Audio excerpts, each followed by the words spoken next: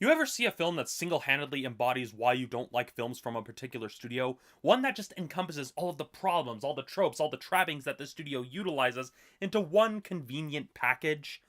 Well, if I ever need to point to a film to explain why I don't like the films that come out of Illumination Entertainment, I need look no further than The Secret Life of Pets.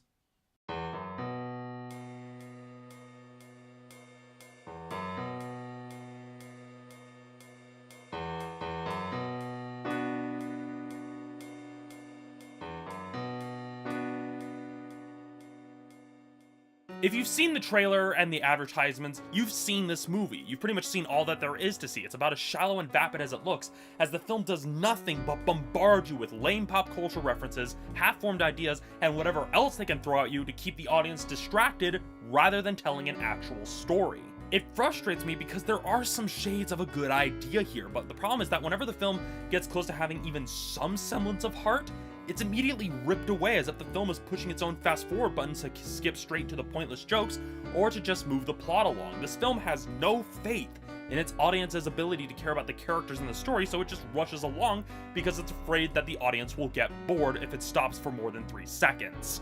As for the visuals, there's some decent character design, but it's pretty much within the same wheelhouse as all the other films made by Illumination Entertainment, and would feel right at home as part of the Despicable Me movie universe, if you want to call it that.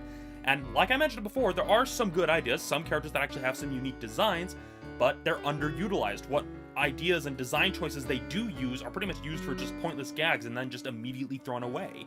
Overall, this film is pretty much every bad kids movie you've seen in this past decade, and it pretty much encapsulates all the things that I dislike about Illumination Entertainment's movies and why I can't stand them. I mean, the character design is competent but uninspired. The story has a unique idea that's criminally underutilized with no thought or care put into it at all.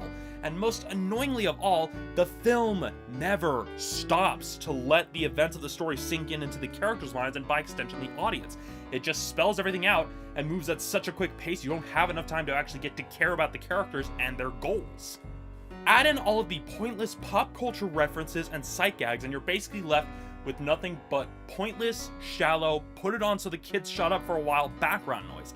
There is nothing of any redeeming value here, nothing that makes this film even remotely worth watching in theaters. I mean, compared to some of the other family films that we have on the market that are actually in theaters right now, there are much better films you could be putting your money towards. Much better.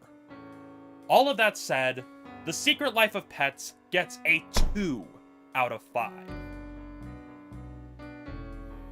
So that's it for this episode of Romney's Reviews. Thank you for watching. I'll see you all next time.